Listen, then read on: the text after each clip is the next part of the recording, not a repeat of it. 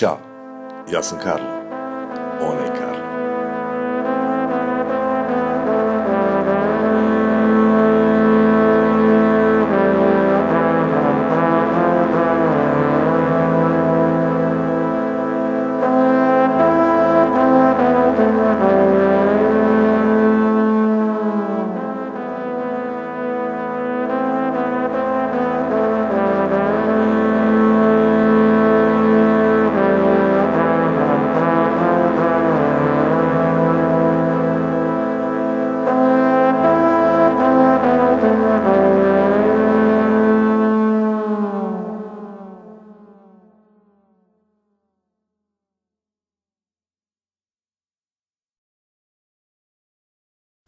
Zašto snimaš video kada može i audio?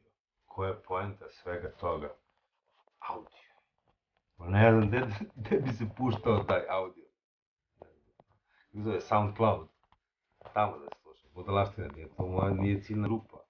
Ovako nešto je namenjeno određenoj ciljnoj grupi koja voli reality, koja to interesuje, koja želi da sazna šta se krije iza kulisa. Koja je poenta priče? Sad, koja je poenta svega toga, sad da ti otkrijem u 4. epizodi je glupovo, zar ne?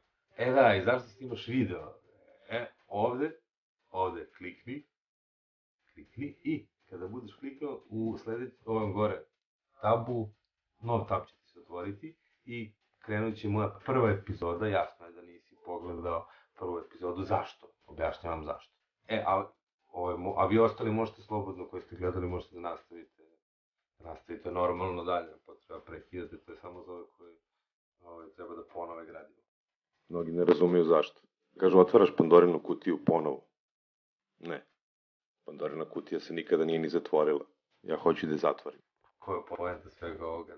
Pitate hoćete knjigu da pročitate od kraja? Ne može. Ne možeš ti da ubrzaš film da vidiš kraj i onda gledaš film. Biće ti glupo, za ne?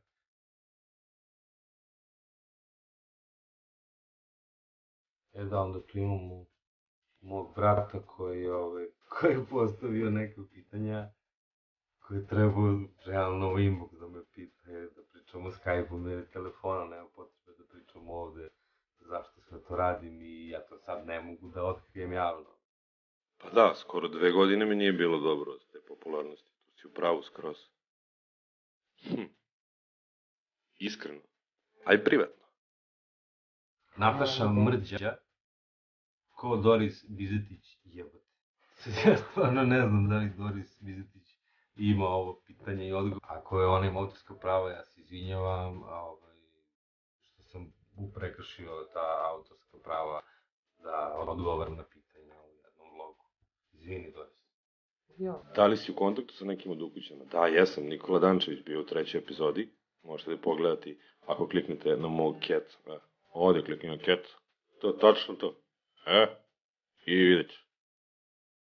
I dopisujem se Facebookom. I sa Đorđe. Đorđe iz Banja Luke, da, i sa njim sam u kontaktu.